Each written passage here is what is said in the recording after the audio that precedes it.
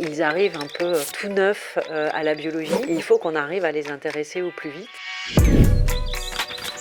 Parce que vous faites ces choix pour la vie, vous êtes au bon endroit, donc ayez confiance en vous.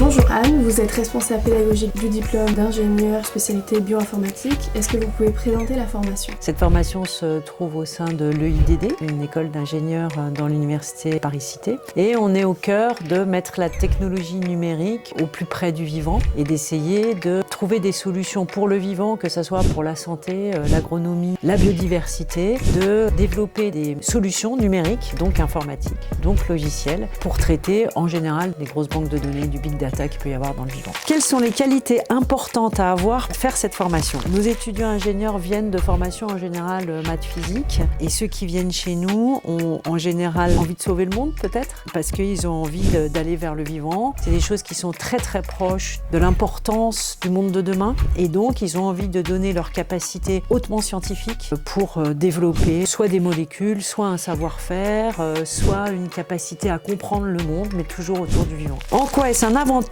de faire ce diplôme en apprentissage? Déjà d'aller très rapidement dans le monde professionnel. Ils ont un tuteur dans l'entreprise, mais ils ont aussi un tuteur pédagogique. On a toujours un œil sur eux. Ils apprennent petit à petit. Ils sont vraiment en apprentissage et en alternance. Le deuxième avantage, c'est que quand ça se passe bien, souvent l'entreprise garde l'alternant. Citez au moins 3 métiers auxquels pourront prétendre les futurs diplômés. Ce qui est bien dans notre formation, qui est de la bioinformatique, c'est d'abord de l'informatique. Il y a tellement besoin de développeurs en informatique que moi j'ai beaucoup d'étudiants qui sont recrutés même en dehors de la biologie. Data scientist, mais ils peuvent aussi faire de la consultance, chief data officer, gouvernant des données, enfin, tout ce qui est autour des données. En fait, ils arrivent un peu tout neufs à la biologie et il faut qu'on arrive à les intéresser au plus vite par l'impression 3D des molécules qui sont importantes dans le vivant. Donc là, on est dans le Fab Lab de l'université et je pense que c'est très important qu'on puisse montrer que ces choses existent en vrai dans chacune de nos cellules et que ce ribosome est en train de traduire un ARN messager avec ces petits ARN de transfert en protéines. En quoi cette formation répond-elle aux défis actuels de l'entreprise pharmaceutique? Bon, tout ce qui est viral, on a un problème souvent et on le voit là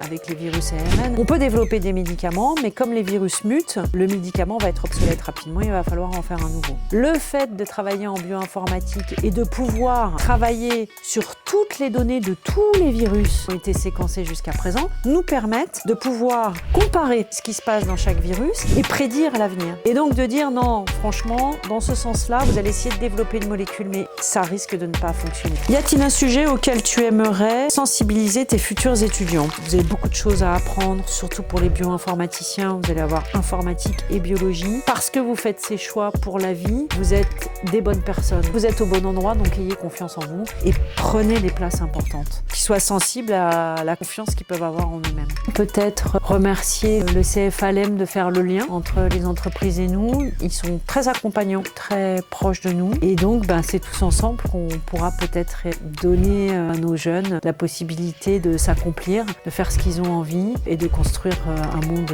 meilleur.